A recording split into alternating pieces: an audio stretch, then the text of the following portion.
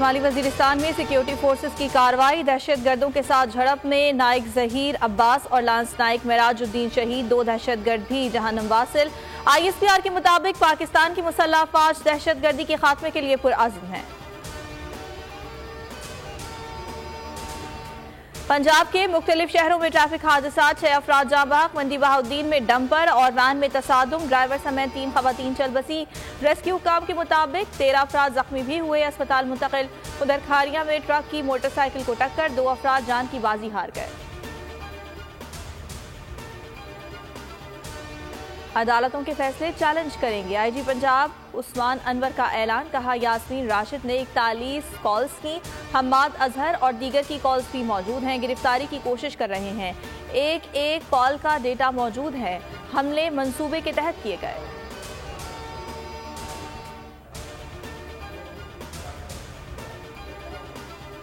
PTI نے ریاست کے خلاف سرکشی اور بغاوت کی، جناح ہاؤس سمیت فوجی تنصیبات پر حملے کرنے والوں کو کسی صورت معاف نہیں کیا جائے گا۔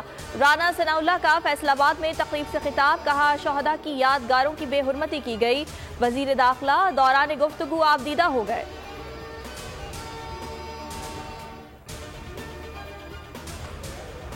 جناح ہاؤس لاہور حملہ، ایک اور شرپسند کے ہوش ربا انکشافات، ملزم علی رضا اوکاڑا سے حملہ کرنے آیا، ملزم نے انکشاف کیا کہ 9 مئی کو سب کچھ طے شدہ منصوبے کے تحت کیا گیا، منصوبہ بندی کے تحت لاہور کور کمانڈر ہاؤس پر جلاؤ گھیراؤ کا حصہ بنے۔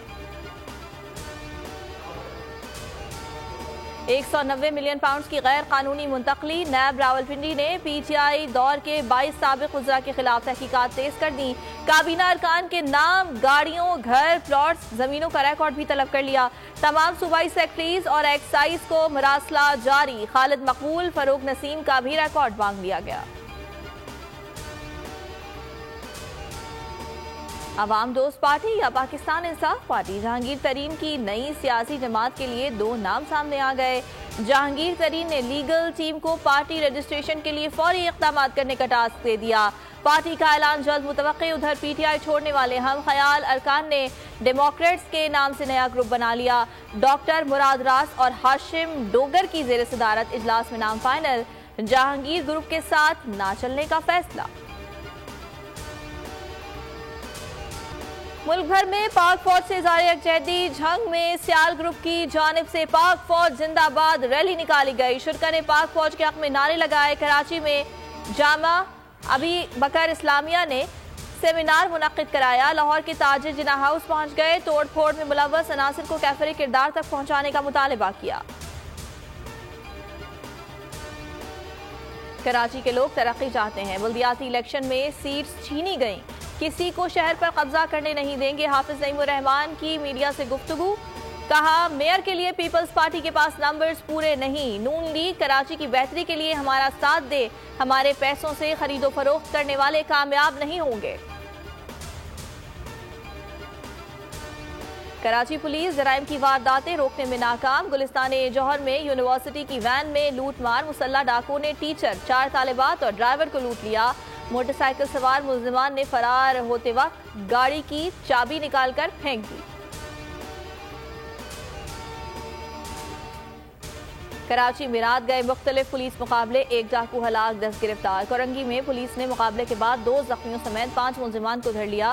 سفورہ کے قریب مقابلے میں ڈاکو صابر ہلاک۔ عزیز آباد میں بھی پولیس ملزمان میں فائرنگ تبادلہ، 2 زخمیوں سمیت 3 ڈاکو پکڑے گئے۔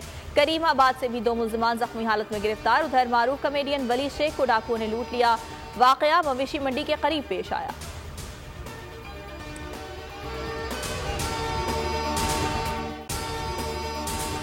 اگر آپ کو یہ ویڈیو پسند آئی تو لائک پر کلک کریں۔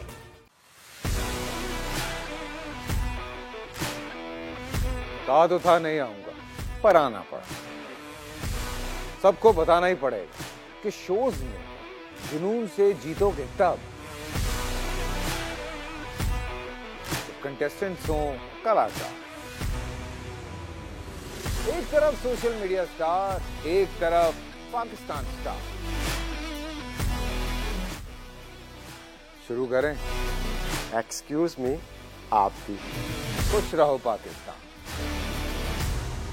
خوش رہو پاکستان، بدھ اور جمعرات شام 7 بجے सिर्फ बोल एंटरटेनमेंट पर।